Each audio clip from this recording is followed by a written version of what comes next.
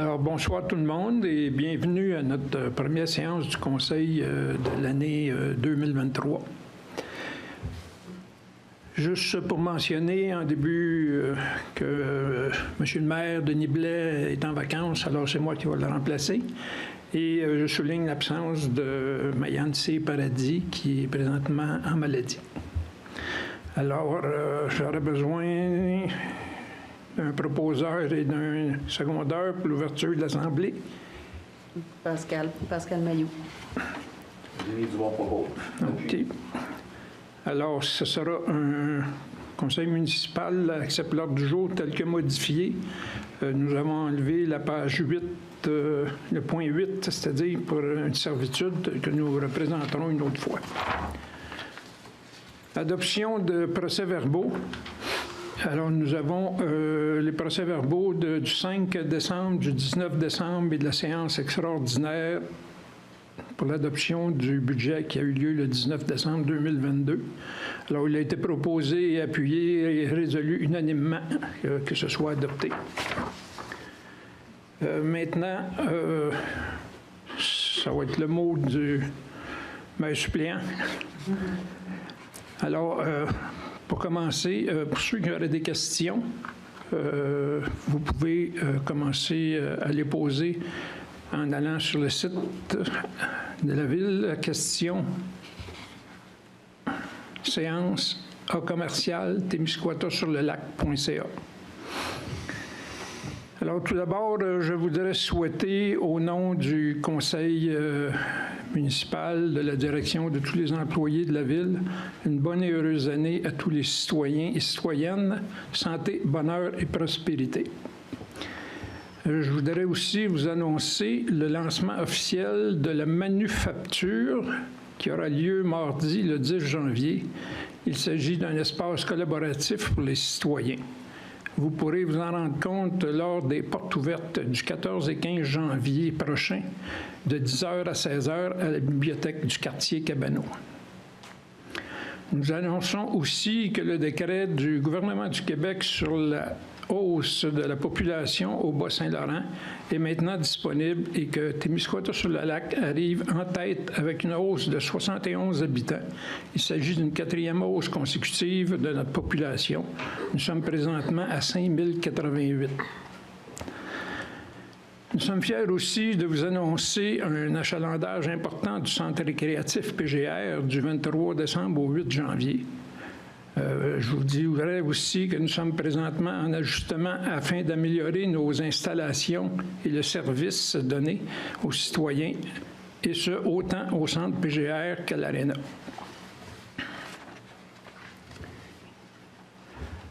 Pour ce qui est des conseillers, il n'y avait rien de spécial, étant donné la période des fêtes. Ensuite, approbation, autorisation des comptes du mois. Il est proposé, appuyé et résolu unanimement que le Conseil municipal de la Ville de Témiscouata-sur-le-Lac approuve et autorise le paiement des comptes du mois de décembre 2022. Ceux-ci représentent un montant de 421 384,12 pour les comptes déjà payés et de 482 243,45 pour les comptes à payer. Résolution, nomination du maire suppléant, période du 9 janvier 2023 jusqu'à la séance de janvier 2024. Alors, il est selon l'article 56 de la loi sur les cités et villes, le conseil municipal doit désigner un conseiller comme maire suppléant en cas d'absence du maire. Et on a renouvelé mon mandat pour l'année qui vient. Et ça a été proposé et appuyé et résolu unanimement.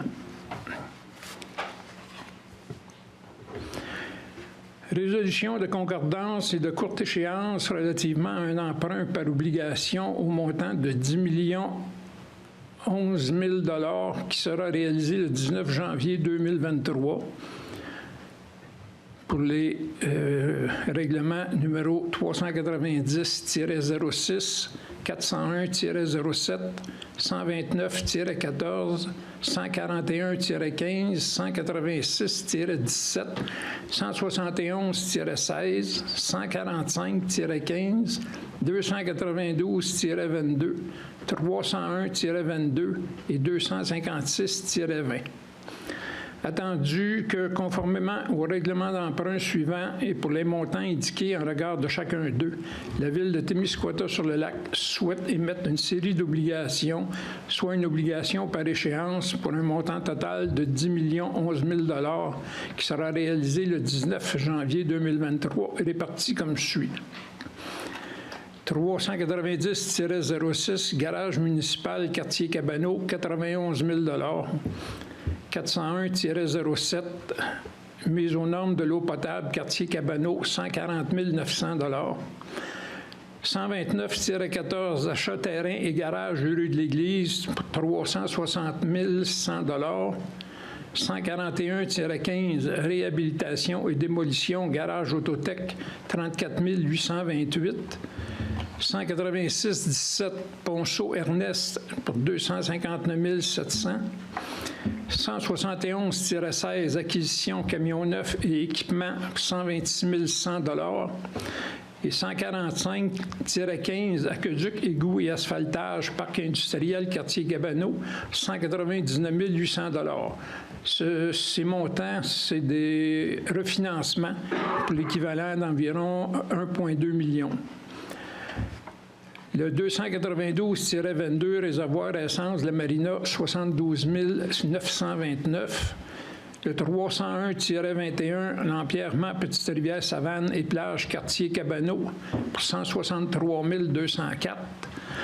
Le 256, l'Arena CCR, FPC 19 ans, FPC qui est le Fonds des petites collectivités, pour 2 900 347. Le 256-20, Arena et CCR, FPC 20 ans, pour 1 784 334 $. Et le 256-20, Arena et CCR, Ville et éolienne, 3 877 758. Ça, c'est des nouveaux emprunts pour la somme de 8 798 712 $. Et ça inclut l'apport du gouvernement du Québec, que c'est nous autres qui avons emprunté, puis que le gouvernement va nous rembourser au fil des années. Attendu qu'il y a lieu de modifier les règlements d'emprunt en conséquence, attendu que conformément au premier alinéa de l'article 2 de la Loi sur les dettes et emprunts municipaux, RLRQ, chapitre D-7, pour des fins de cette émission d'obligation et pour le règlement d'emprunt numéro 129-14, 186-17, 145-15, 292-22, 301-22 et 256-20, la Ville de Témiscouata-sur-le-Lac souhaite émettre pour un terme plus court que celui originellement fixé à ces règlements.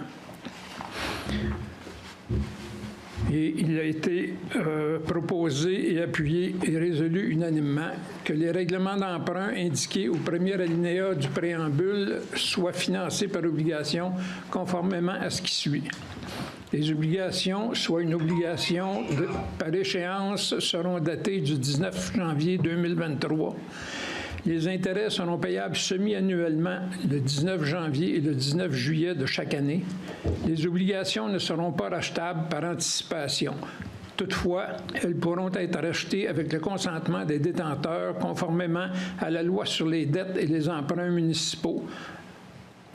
Les obligations seront immatriculées au nom du Service de dépôt et de compensation CDS incorporé et seront déposées auprès de CDS.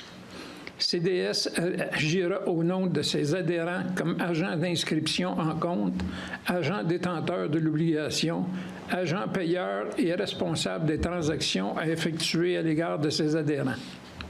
CDS procédera au transfert de fonds conformément aux exigences légales de l'obligation. À cet effet, le Conseil autorise la trésorière à signer le document requis par le système bancaire canadien intitulé « Autorisation pour le plan de débit préautorisé destiné aux entreprises ».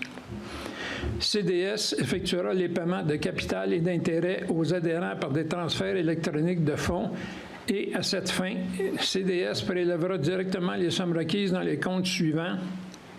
Banque nationale du Canada, 806 Commercial Nord, Témiscouata-sur-le-Lac, numéro de transit 0006-14441 et numéro de compte 0005223. Que les obligations soient signées par le maire et la secrétaire trésorière.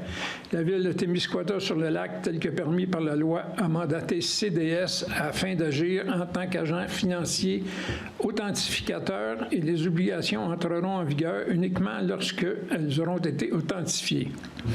En ce qui concerne les amortissements annuels du capital prévus pour les années 2029 et suivantes, le terme prévu dans les règlements d'emprunt numéro 129-14, 186-17, 145-15, 292-22, 301-22 et 256-20 soit plus court que celui originellement fixé, c'est-à-dire un terme de 5 ans à compter du 19 janvier 2023, au lieu d'un terme prescrit par les 10 amortissements, chaque émission subséquente devant être pour le solde ou partie du solde dû sur l'emprunt. Prochaine résolution. Adjudication d'une émission d'obligation à la suite des demandes de soumission publique, emprunt par obligation au montant de 10 011 000 qui sera réalisé le 19 janvier 2023. Attendu que, conformément au règlement d'emprunt numéro 390-06, 401-07, 129-14, 141-15, 186-17, 171-16, 145-15, 292-22, 301-22, et 256-20, la Ville de Témiscouata-sur-le-Lac émettra une série d'obligations, soit une obligation par échéance. Attendu que la Ville de Témiscouata-sur-le-Lac a demandé à cet égard par l'entremise du système électronique service d'adjudication et de publication des résultats de titres d'emprunt émis aux fins de financement municipal, des soumissions pour la vente d'une émission d'obligations datée du 19 janvier 2023 au montant de 10 011 000 $. Attendu qu'à la suite de l'appel d'offres public pour la vente de l'émission désignée ci-dessus, le ministère des Finances a reçu 2 soumissions conformes, le tout selon l'article 555 de la Loi sur les cités et villes et de la résolution adoptée en vertu de cet article. Le détail de ces soumissions se lit comme suit. Nom du soumissionnaire, valeur mobilière Desjardins, prix offert 19,03 pour les montants de 339 000, 354 000, 370 000, 385 000 pour un total de 8 561 000 avec des échéances de 2024 à 2028 pour un coût réel de 4,70 %. Alors qu'on avait prévu un 4,75 % au budget. Alors, c'est une économie. Ensuite de ça, la financière Banque nationale incorporée pour le montant, pour le prix offert de 98,04900, des montants de 339 000, 354 000, 370 000, 387 000 pour un total de 8 561 000 à des taux se résumant à 4,79 % pour les années 2024 à 2028. Attendu que le résultat du calcul des coûts réels indique que la soumission présentée par la firme Valeur mobilière Desjardins est la plus avantageuse, il est proposé, appuyé et résolu unanimement que le préambule de la présente résolution en fasse partie intégrante comme s'il était ici au long reproduit, que l'émission d'obligations au montant de 10 011 000 $ de la Ville de Témiscouata-sur-le-Lac soit adjugée à la firme Valeur mobilière Desjardins incorporée, que demande soit faite à ce dernier de mandater les services de dépôt et de compensation CDS pour l'inscription en compte de cette émission, que CDS agisse au nom de ses adhérents comme agent d'inscription en compte, agent détenteur de l'obligation, agent payeur et responsable des transactions à effectuer à l'égard de ses adhérents, que CDS procède au transfert de fonds conformément aux exigences légales de l'obligation. À cet effet, le Conseil autorise Mme Chantal Karen-Caron, directrice générale et secrétaire trésorière, ou en son absence, la directrice des finances, à signer le document requis par le système bancaire canadien intitulé « Autorisation pour le plan de débit préautorisé destiné aux entreprises », que M. Denis Blais, maire, ou en son absence, M. André Brault, maire suppléant, et Mme Chantal Karen-Caron, directrice générale, ou en son absence, la directrice des finances, soient et sont par les présentes autorisés à signer pour et au nom de la Ville de Témiscouata-sur-le-Lac les obligations visées par la présente émission, soit une obligation par échéance. Ensuite, nous avons une radiation de compte à recevoir au 9 janvier 2023. Attendu que la directrice des finances a déposé une liste de comptes à radier en date du 9 janvier 2023, il est proposé, appuyé et résolu unanimement que la Ville de Témiscouata-sur-le-Lac annule les comptes à recevoir identifiés pour un montant de 14 092,65 et ça, c'est évidemment, c'est des taxes qui sont déjà prescrites. Renflouement du fonds de roulement suite à des dépenses non effectuées ou montant plus bas que prévu pour l'année 2023. Attendu que des dépenses ont été prévues dans le budget 2019, 2020, 2021 et 2022 afin d'être financées à même le fonds de roulement représentant des montants suivants: 2019, 122 800, 2020, 142 500, 2021, 272 993 et 2022, 130 000. Attendu que certaines de ces dépenses n'ont pas été effectuées ou ont été réalisées pour des coûts moindres que ceux estimés initialement représentant un total de 148 550,35. Attendu que des remboursements annuels ont déjà été versés sur les projets non effectués pour un montant de 22 000 $, attendu qu'il en résulte un écart de financement de 126 550,35, lequel doit être renfloué au fonds de roulement, il est proposé, appuyé et résolu unanimement que la Ville de Témiscouata-sur-le-Lac renfloue son fonds de roulement pour un montant de 126 550,35. Mandat service professionnel, la forêt, conseil stratégique, analyse en environnement de marché, besoin en hébergement.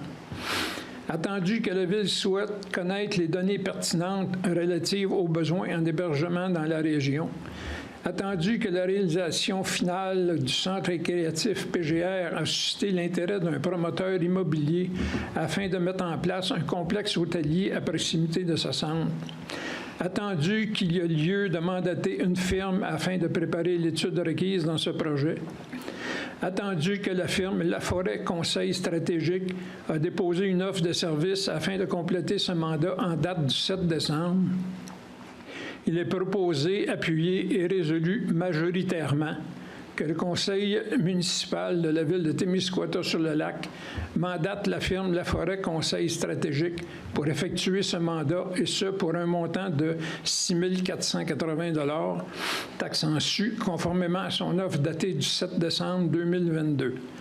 Que M. Denis Blais, maire, ou en son absence, le maire suppléant, et Mme Chantal Karen-Caron, directrice générale, ou en son absence, la directrice des finances, soient et sont par les présentes autorisés à signer pour et au nom de la Ville de Témiscouata-sur-le-Lac tous les documents nécessaires pour donner plein effet à cette résolution.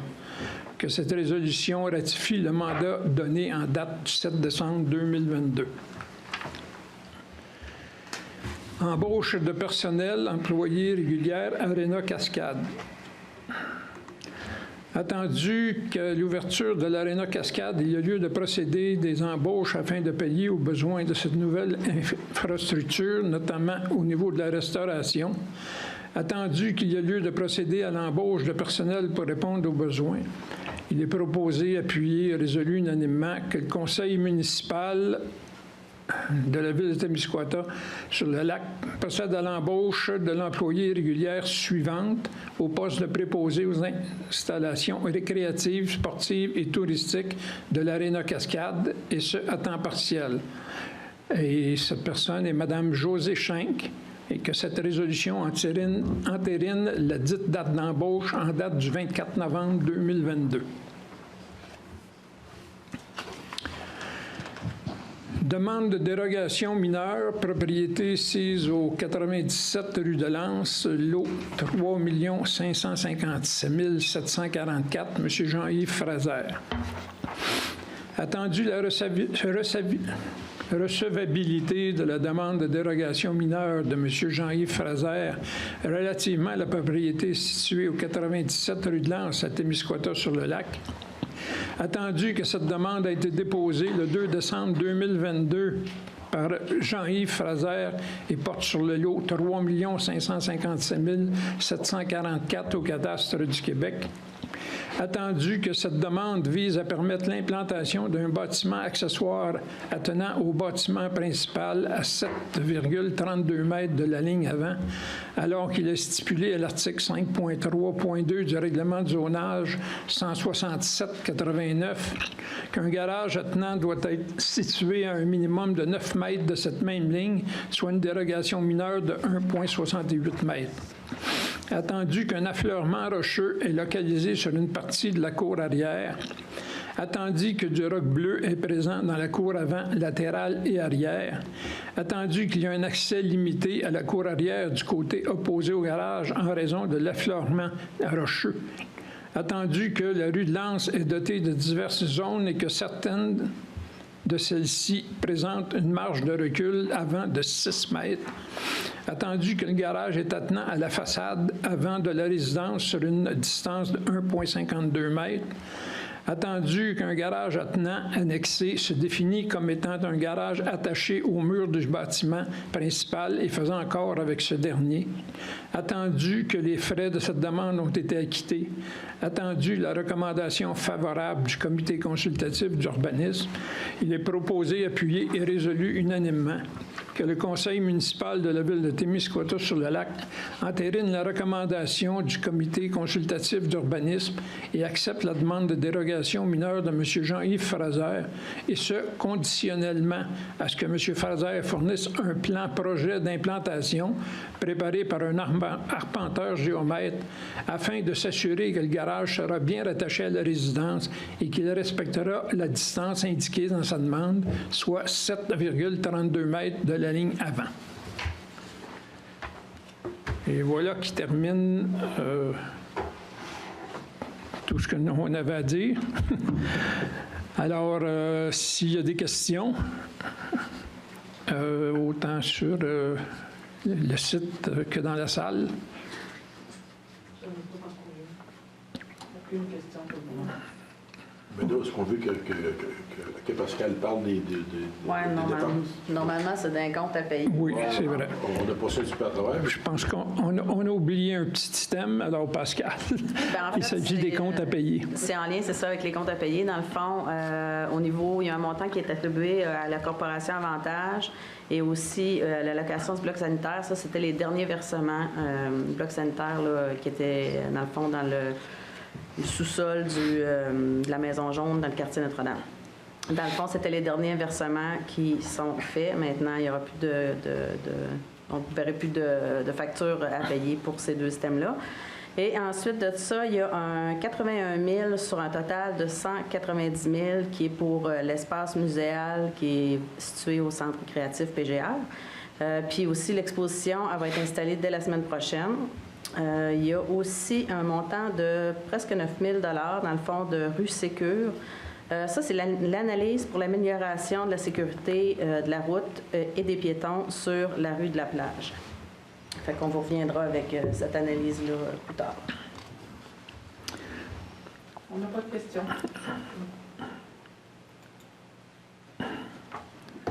Bon, alors s'il n'y a pas de questions, alors On va aller avec la fin du conseil, proposé par, Rémi Dumont.